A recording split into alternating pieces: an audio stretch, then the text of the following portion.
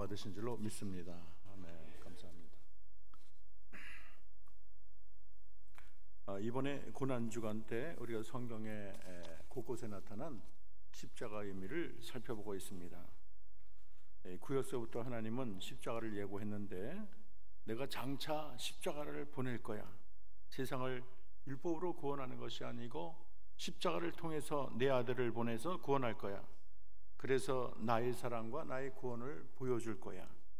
그래서 성경 역사 곳곳에 마치 보물찾기를 하듯 우리 주님은 보물을 곳곳에 이렇게 숨겨 놓으셨어요. 그래서 우리가 월요일에는 마라의 쓴물에서 십자가를 발견했고, 화요일은 르비딤의 반석에서 우리가 십자가를 발견했습니다. 그리고 어제는 아라우나의 타작마당에서 십자가를 찾았습니다.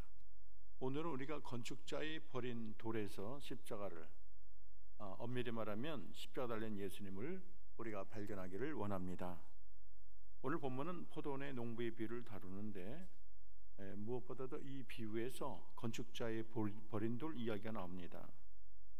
근데 그냥 버린 것이 아니고 그 버린 돌이 모퉁이의 머리돌이 됐다는 거예요.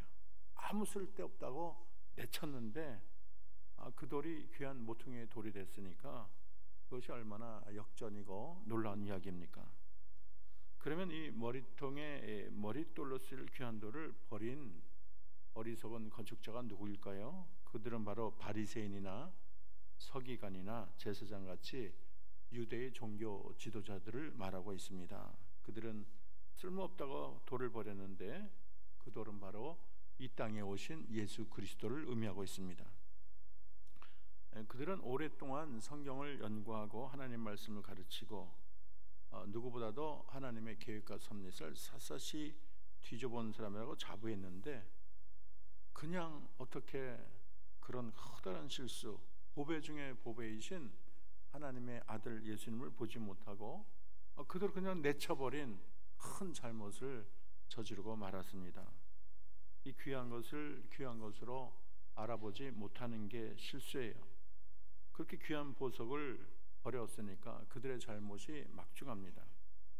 예수님 오늘 포도원의 농부를 비유를 들어서 그들의 잘못이 얼마나 크고 대단한가를 적나라하게 묘사하고 있습니다. 어떤 사람이 포도원을 만들어서 농부들에게 세를 주고 먼 나라에 갔어요. 포도를 많이 따고 포도주를 만들어 큰 수확을 얻었겠다 생각을 해서 그 세를 얼마라도 받기 위해서 종들을 보냈는데 이들이 세를 내지도 않고 보낸 종들을 다 때리고 능욕하고 돌려보내는 거예요. 그래서 이 사실을 듣게 된 이 포도원 주인이 너무 가슴이 아파가지고 화도 나고 그래서 일단 참고 다른 종을 보냈지만 여전히 마찬가지예요. 그래서 이제 마지막으로 종들을 보내서 그랬으니 이번에는 아들을 보내면 그래도 내 얼굴을 봐서라도 이제는 잘 듣고 공경하지 않겠냐. 그런데 이들이 약한 농부가 이 아들은 상속자다. 이 아들을 우리가 다 없애버리고 우리의 것으로 만들자. 그렇게 생각하고 이 아들을 포도원 밖으로 끌어내서 죽여버리고 말았습니다. 돌을 넘어도 한참 넘었죠.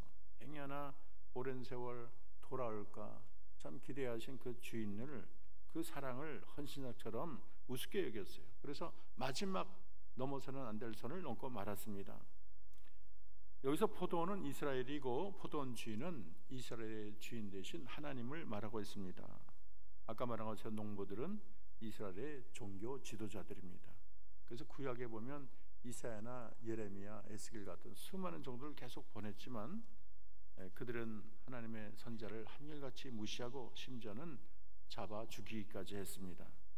그래서 마지막 날에 아들이신 예수님을 보냈지만 그들은 아들까지 잡아 죽였어요. 그래서 그 분노가 하늘을 찔렀습니다. 농부들의 구체적인 죄가 무엇일까요? 첫째는 그들은 따라합시다. 은혜를 원수로 갚았습니다. 사실 알고 보면 그 당시 이 농부들은 날품팔이 하면서 겨우 살아가는 존재입니다. 그래서 생활이 비참했고 그래서 그들을 불쌍히 여겨서 포도원에 그런 일하는 품꾼으로 삼았어요. 그러니까 그러지 않았으면 하루 먹는 것이 너무 어려운 상황인데 자기들을 불러주신 그 은혜에 감사해야 되지만 감사는커녕 은혜를 원수로 갖고 말았습니다. 고마울 줄 몰랐어요. 한마디로 배은망덕이에요. 감사가 사라진 곳에 은혜는 더 이상 은혜되지 못하는 것입니다. 그리고 가장 구역질 나는 죄악은 은혜를 원수로 갚는 거예요. 두 번째는 따라합시다. 그들은 과도한 욕심을 부렸습니다. 항상 욕심이 지나친 게 문제예요. 부려서는 안 되는 과다한 욕심을 부렸어요. 농부리 소유하게 된 이 포도는 근본적으로 주인의 것인데 남의 것을 오래 쓰다 보니까 내 것으로 착각하는 거예요. 남의 돈도 빌려가 놓고 자기 돈처럼 생각하는 사람이 있어요. 울고불고 빌려갈 때는 언제고 그 돈 받으려면 참 이게 엎드려 절하며 바라야 돼요. 마음에 탐심이 가득하니까 얼마 되지 않은 새조차도 그렇게 아까워하는 거예요. 욕심이 커지니까 이제는 포도원을 통째로 먹으려고 하는 거예요. 아들만은 존대하겠다고 했지만은 너무 욕심에 눈이 멀어서 아들까지 죽이는 잘못을 저질렀습니다. 탐심이 무서운 거예요. 우리가 이 세상을 살면서 자족하는 마음이 얼마나 중요한지 모르겠습니다. 셋째는 따라합시다. 그들은 아들을 죽였습니다. 치명적인 잘못은 보낸 종들을 다 능욕하고 심지어는 마지막에 아들까지도 내치고 죽여버리는 잘못을 했어요. 아들을 십자가에 못 박혀 죽게 했으니까 이거는 주인으로서는 용서할 수 없는 죄를 저지른 거예요. 여러분, 어린 곰을 잡아 죽이면 어미가 가만히 있겠습니까? 응징하지 않겠어요. 사실 이 아들은 자기들에게 주어진 마지막 찬스예요. 이전에 많은 종을 때리고 능욕을 했지만 그래도 이 아들을 마지막으로 선대를 하고 잘못을 고백하고 잘 영접했으면 그들은 그래도 주인의 마음이 누그러졌을 거예요. 그런데 아들마저도 그렇게 마지막 카드인, 마지막 보루인 아들마저 죽였기 때문에 참 그들은 준엄한 심판밖에 없습니다. 어떤 처벌이 있겠어요? 그래서 15절에 보면 포도원 밖에 내쫓아 죽였느니라. 그런즉 포도원 주인이 이 사람들을 어떻게 하겠느냐 묻는 거예요. 16절에 봤더니 그 농부를 진멸하고 포도원을 다른 사람들에게 주리라. 당연한 하나의 주인의 당연한 조치가 아니겠습니까? 그런데 이 예언의 말씀처럼 결국은 이것이 역사 속에 나타났어요. 이 종교 지도자들의 배신과 합세해서 예수님을 십자가에 죽이지 않았습니까? 근데 한 40년이 지나서 티투스 장군의 칭공을 받았습니다. 이 티투스 장군은 잘생기고 교양도 있고 온화한 성격으로 가장 사랑스러운 자라고 묘사된 자예요. 로마 제국의 10번째 황제고 아버지가 베스파시아누스라는 황제고 그의 다음 왕이 동생인 도미티아누스입니다. 근데 로마 제국과의 전쟁이 66년에 발발을 했는데 종교적인 이유로 로마인과 유대인의 저항이 있었습니다. 그래서 70년에 티투스 장군이 이끄는 로마군이 예루살렘을 공격하기 위해서 영구 진지를 그 위에다 쫙 세웠어요. 성벽 높이로 세웠습니다. 그리고 그 도시를 탈출하려고 하면은 붙잡아다가 십자가형에 처했는데 이 성이 함락할 때까지 거의 만여 명이 십자가형을 받은 거예요. 그 성 밖을 나가면 다 잡아다가 십자가형을 처한 거예요. 얼마나 무섭습니까? 그리고 드디어 70년 8월 10일에 예루살렘 성에 진입한 로마군은 성전을 불태워버렸습니다. 그리고 9월 20일 날 저항이 모두 끝나고 말았어요. 철저히 그 성을 부수고 불태워버렸어요. 그리고 이 신성한 예루살렘 성전도 약탈을 하고 예수님의 예언처럼 돌 위에 돌 하나 남지가 않았습니다. 요세푸스에 따르면 이 예루살렘 공방전 때 어림잡아 270만 명의 사람들이 모였는데 그 중에서 110만 명이 죽었다는 거예요. 110만. 끝이 보이지 않는 그런 사람들이 다 처참하게 죽고 말았어요. 그래서 이들이 포로로 잡혀가고 로마 전국에 흩어져서 디아스포라 시대가 시작된 것입니다. 유대 종교자들은 예수님이라는 보배를 알아보지 못했어요. 그리고 그 보배를 버렸습니다. 단순히 버린 것이 아니고 극형인 십자가에 못 박아 죽게 했어요. 그 결과는 대단했어요. 그렇지만은 그 버린 돌이 어떻게 됐습니까? 예수 그리스도는 십자가 못 박혀 죽었지만 거기서 끝난 것이 아니고 사망 권세를 이기고 부활하셔서 정말 하나님 우편에 계시고 영원한 나라 새 예루살렘의 기초돌이 된 것입니다. 이 그리스도라는 기초 위에 하나님 나라가 세워진 거예요. 그래서 건축자의 보린돌이 결국은 모퉁이의 머릿돌이 된 것입니다. 이 모퉁이의 머릿돌로 번역한 헬라어 단어가 고니아라는 단어인데, 이 고니아라는 단어는 단순히 무게감 없이 건물 모퉁이에 처박혀는 그런 돌이 아니에요. 그냥 장식용으로 멋을 내는 그런 돌이 아닙니다. 우리가 흔히 머릿돌 하게 되면 뭐 건축 연도가 새겨지고 뭐 어떻게 목적이나 이름이나 그런 게 적혀 있는데 그런 돌을 말하는 게 아닙니다. 이 고니아는 베드로전서 2장 6절에서 8절을 보면 고니아가 내가 택한 보배로운 모퉁이 돌이라고 설명되어 있어요. 보다 중요한 설명은 28장 16절인데 내가 한 돌을 시온에 두어 기초를 삼았노니 곧 시험한 돌이요 귀하고 견고한 기초돌이라 말을 하고 있습니다. 그래서 이 고니아라는 이 모퉁이 돌은 건물을 떠받치는 아주 견고한 돌을 말하고 있어요. 튼실한 기초돌이에요. 예수님은 이 교회의 기초석이 되셨습니다. 그리고 예수님은 한나라 기초가 되었어요. 예수님이란 돌을 기초하지 않은 개인이나 나라는 영원히 설 수가 없습니다. 오늘 본문 마지막 18절은 무릇 이 돌 위에 떨어지지 않은 깨어지겠고, 이 돌이 사람 위에 떨어지면 그를 가루로 만들어 흩어버리겠다. 좀 무서운 말이 나오고 있어요. 이것은 그리스도가 심판주가 되는 것을 예언하고 있습니다. 우리가 성경에는 구속주는 구원주이지만 심판주가 되는 거예요. 요한복음 3장 16절과 18절을 우리가 비교하면 그리스도의 양면성을 알 수가 있는데, 먼저 16절을 우리 큰 목소리로 읽어보겠습니다. 시작. 하나님이 세상을 이처럼 사랑하사 독생자를 주셨으니 이는 그를 믿는 자마다 멸망치 않고 영생을 얻게 하려 함이라. 이때 예수님은 세상을 구원하는 구원자로 나오고 있어요.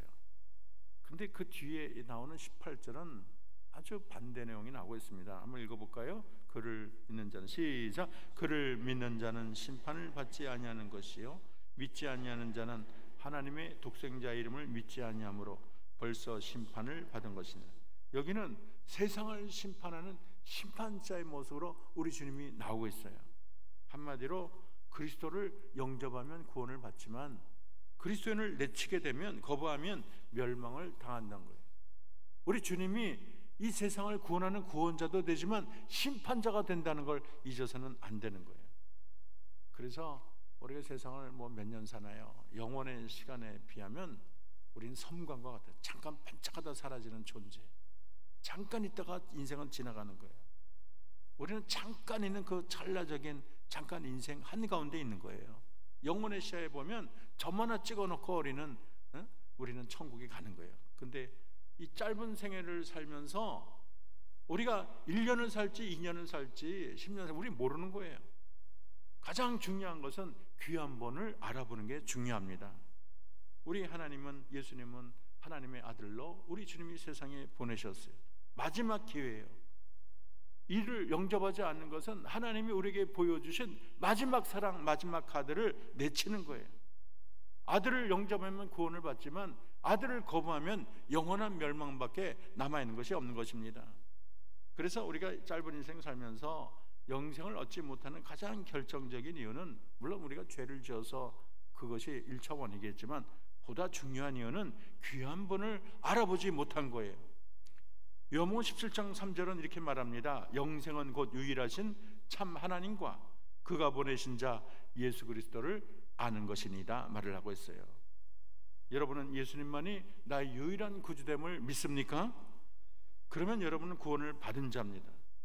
내가 영원한 반석이신 그리스도 위에 설 것인가, 허망한 세상에 그 무엇에 기초할 것인가, 그 선택은 바로 여러분의 결정에 달려 있습니다. 우리가 NLTC를 통해서 또 우리가 전도대를 통해서 복음을 전하다 보면 콧방귀 끼고 손은 막 그냥 뿌리치고 전도지지면 막 내팽개치고 나는 뭐 부처님 믿는다 막 소리 지르고 그런 사람을 보는 거예요. 그들은 예수님의 진가를 알아보지 못하고 그 옛날 유대인처럼 예수님을 길바닥에 던져버리는 자예요.